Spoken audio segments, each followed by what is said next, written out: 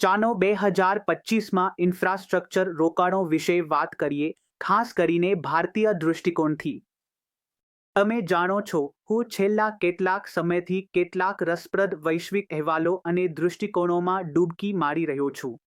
ઘણા અમેરિકાના કેન્દ્રિત છે, પરંતુ મેં વિચાર્યું કેમ ન આ જ્ઞાનને લઈએ અને જોઈએ કે તે અહીં ભારત માટે શું અર્થ રાખે છે. આ કલ્પના કરો, તમે મુંબઈમાં બેસી રહ્યા છો. વૈશ્વિક ઇન્ફ્રાસ્ટ્રક્ચર દૃશ્યમાં જોતા શું ખાસ દેખાઈ રહ્યું છે? સ્માર્ટ પૈસા ક્યાં જઈ રહ્યા છે? દરેક જણ સ્વચ્છ ઉર્જા અને ડિજિટલ ઇન્ફ્રાસ્ટ્રક્ચર વિશે ચર્ચા કરી રહ્યો છે. ખરેખર આ રસપ્રદ છે, પરંતુ શું આ શ્રેષ્ઠ રોકાણો છે? અથવા શું ઓછા હાઇપવાળા ક્ષેત્રોમાં છુપાયેલા રત્નો છે? ચાલો આને સમજીએ. ચાલો શરૂઆતમાં થોડું સારા સમાચાર લઈએ. વૈશ્વિક આર્થિકતામાં સ્થિરતાના સંકેતો દેખાઈ રહ્યા છે.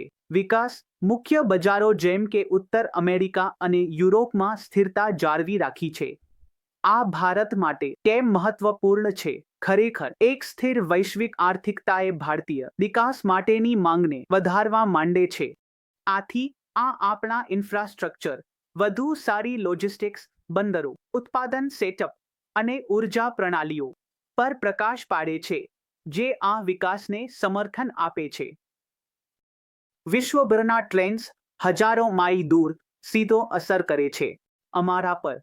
હવે ચાલો નાણાકીય બાબતો વિશે વાત કરીએ. યાદ છે કે વ્યાજ દરો ઘટી શકે છે તે વિશેની ચર્ચા. આ ભારતીય ઇન્ફ્રાસ્ટ્રક્ચર પ્રોજેક્ટ્સ માટે એક મોટો મામલો છે, ખાસ કરીને મોટા પ્રોજેક્ટ્સ માટે જેમને ભારે રોકાણની જરૂર છે. ઘટતા વ્યાજ દરો અટકેલા પ્રોજેક્ટ્સને પુનર્જીવિત કરી શકે છે, જે તેમને રોકાણકારો માટે વધુ આકર્ષક બનાવે છે.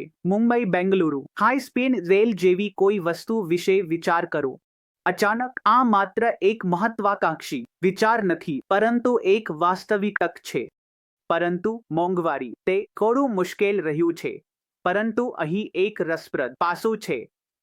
ટોલ, રસ્તા અથવા યુટિલિટીઝ જેવા ઇન્ફ્રાસ્ટ્રક્ચર એસેટ્સ ઘણીવાર મોંઘવારી સાથે ભાવને સમાયોજિત કરે છે. તેથી તેઓ મૂલ્યવાન હેજ બની શકે છે, શક્યતાથી અન્ય રોકાણ વિકલ્પો કરતાં વધુ સારી વળતર ઓફર કરે છે. અને પછી ત્યાં એક મોટો મુદ્દો છે, યુનાઇટેડ સ્ટેટ્સ ચૂંટણીઓ.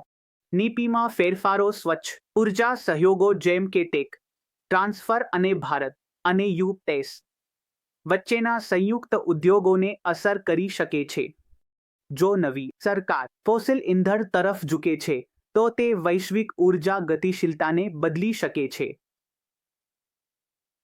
પરંપરાગત વીજળી અથવા એલએનજી ઇન્ફ્રાસ્ટ્રક્ચરમાં તકો ખોલી શકે છે. અહીં ભારતમાં આ ઘણું રાહ જોવું અને જોવું છે, પરંતુ સાવધાની રાખવી મહત્વપૂર્ણ છે.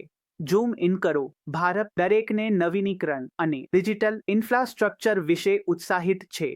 પરંતુ વાત એ છે કે જ્યારે દરેક એક જ ટ્રેન્ડને પીછો કરે છે, ત્યારે ભાવ વધે છે. ભારતીય રોકાણકારોને ખાસ કરીને વૈશ્વિક ફંડ્સ તરફથી કઠોર સ્પર્ધાનો સામનો કરવો પડી શકે છે.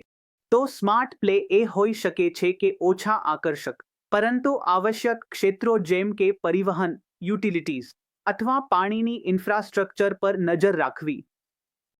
જ્યાં માંગ ઊંચી છે અને મૂલ્યાંકન હજુ પણ યોગ્ય હોઈ શકે છે. ઉદાહરણ તરીકે, ભારતની શહેરીકરણ અને વધતી મધ્યવર્ગ વિશે વિચાર કરો. આ હાલના સિસ્ટમ્સ પર ભારે દબાણ મૂકી રહ્યું છે. પરિવહનમાં તકો ભરપૂર છે. વધુ સારી રસ્તાઓ, કાર્યક્ષમ રેલવે, આધુનિક બંદરો અને એકીકૃત લોજિસ્ટિક્સ. આ માત્ર લોકોને ખસેડવા વિશે નથી. આ વ્યવસાયોને જોડવા અને વેપારને મજબૂત બનાવવાની બાબત છે. તે જ રીતે ઉર્જાની જરૂરિયાતો વધતી જઈ રહી છે. જ્યારે નવીનીકરણ મહત્વપૂર્ણ છે, પરંપરાગત વીજળી હજુ પણ સંતુલિત અને વિશ્વસનીય ઉર્જા મિશ્રણ બનાવવા માટે મહત્વપૂર્ણ ભૂમિકા ભજવે છે. પાણીની ઇન્ફ્રાસ્ટ્રક્ચર એક બીજું ક્ષેત્ર છે જે રોકાણ માટે તૈયાર છે. પાણીની અછત અને આબોહવા સંબંધિત પડકારો સાથે ઉપચાર પ્લાન્ટ અને સિંચાઈ સિસ્ટમ્સ જેવી ઉકેલ માત્ર જરૂરી નથી, પરંતુ તે માટે અત્યંત મહત્વપૂર્ણ છે. સભ્યતા પછી મેક ઇન ઇન્ડિયાનો દબાણ છે, જે અમને વૈશ્વિક ઉત્પાદન શક્તિમાં ફેરવવા માટે વિશ્વકક્ષાના ઇન્ફ્રાસ્ટ્રક્ચરની માંગ કરે છે. આ છે મુખ્ય મુદ્દો. ઇન્ફ્રાસ્ટ્રક્ચરની જરૂરિયાત સતત છે.